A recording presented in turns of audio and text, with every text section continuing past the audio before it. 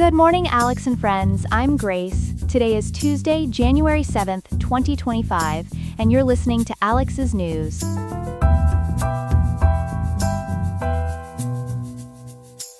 The weather in Riverside will be mild today, with a high of 66.8 degrees and a low of 55.8 degrees Fahrenheit. Coming up, we'll explore the significant changes being made to credit reporting as medical debt is being removed from credit reports across the United States. We'll also examine why Southern California residents are preparing for what meteorologists are calling the most severe wind event in 10 years. Plus, we'll delve into a fascinating analysis of how artificial intelligence could impact economic inequality in America, according to leading economists. All this and more coming up on Alex's News. Stay tuned.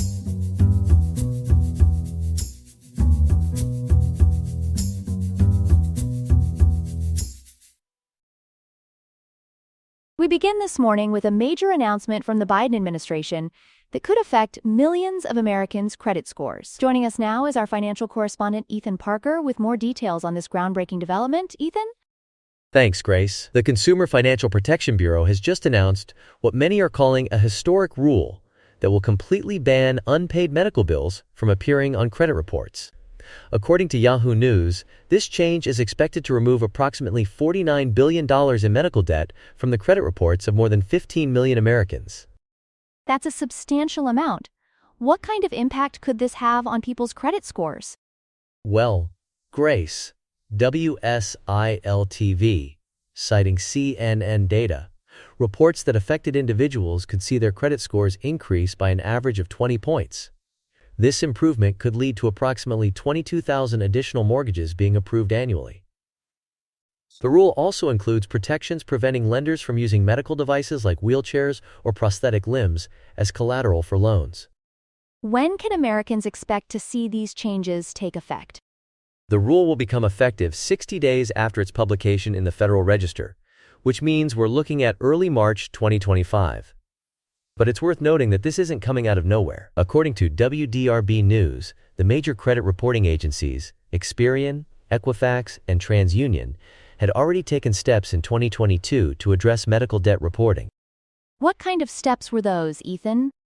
Those agencies had already removed paid medical collection debt from credit reports, extended the reporting timeline for unpaid medical debt from 6 months to 1 year, and eliminated medical collection debt under $500 from consumer credit reports. The impact has been significant. The percentage of adults with medical debt on their credit reports dropped from 14% in March 2022 to about 5% in August 2023. And what's the administration saying about this new rule? Vice President Kamala Harris has described it as life-changing for millions of families, emphasizing that medical emergencies shouldn't deny people economic opportunities. CFPB Director Rohit Chopra has also pointed out that medical debt is actually a poor predictor of someone's ability to repay loans, and this rule aims to prevent debt collectors from misusing the credit reporting system. Thank you, Ethan, for breaking this down for us. That's story 1 of 3 this morning. We turn now to what could be a historic weather event for Southern California. Our weather reporter Chloe Thompson is following this developing story. Chloe, what are we looking at here? Grace, according to multiple sources including ABC News and U.S. News and World Report, Southern California is about to experience what might be the strongest winds in more than a decade. The National Weather Service is forecasting potentially devastating wind conditions starting this afternoon and reaching their peak in the early hours of tomorrow morning. Just how strong are these winds expected to be, Chloe?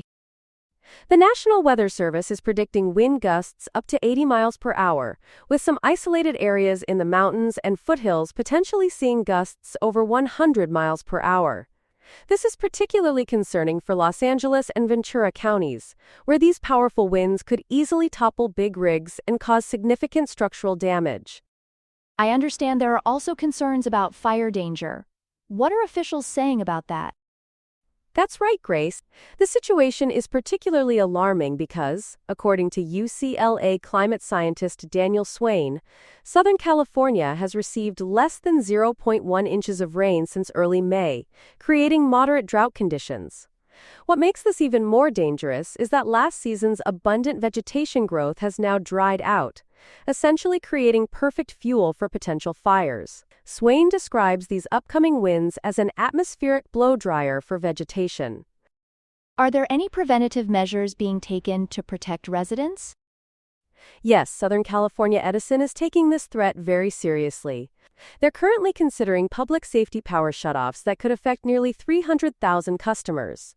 This is a preventive measure to avoid potential fires caused by debris or falling trees hitting power lines. How does this compare to previous wind events in the region? The closest comparison would be the November 2011 windstorm, which caused approximately $40 million in damage and left over 400,000 LA County residents without power for more than a week.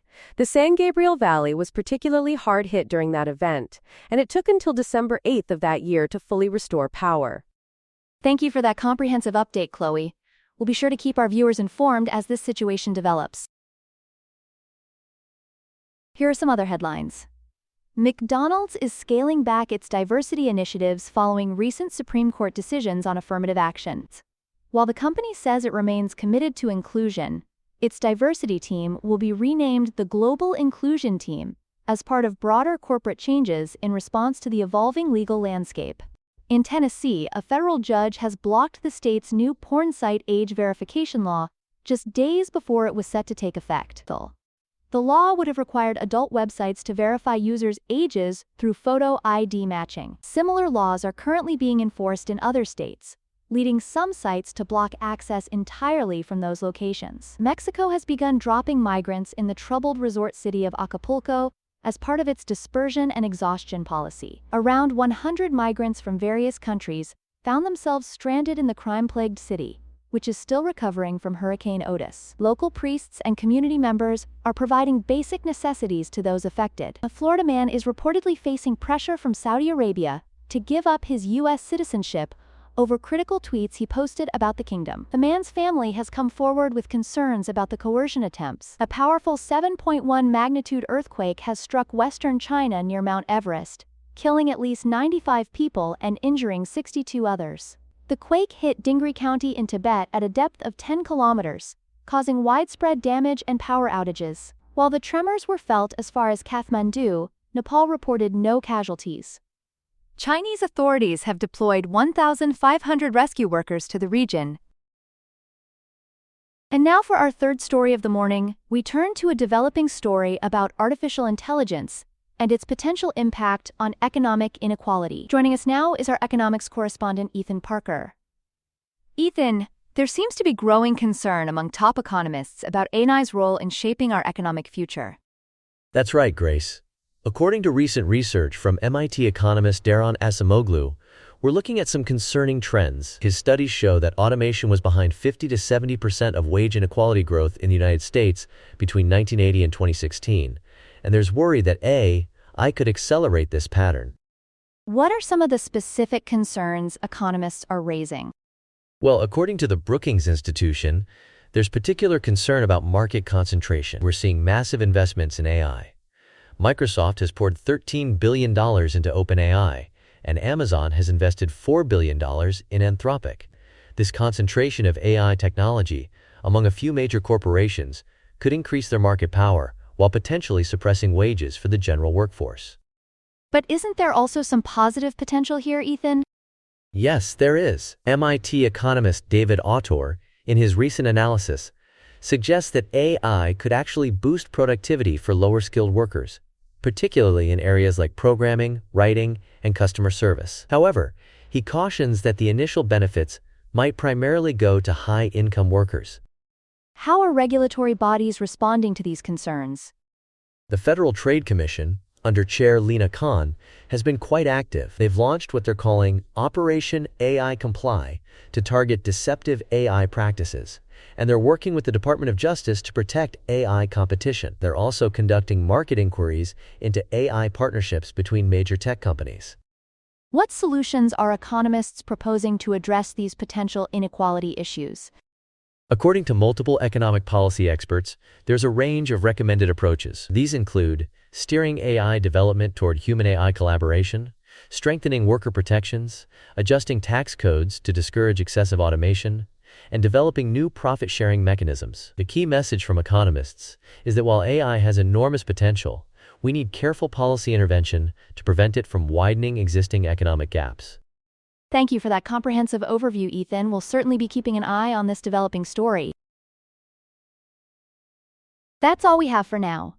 Today's episode was made by Alexander King with Claude Sonnet 3.5, the Perplexity API, and the Google Cloud Text-to-Speech API. I hope you have a great day.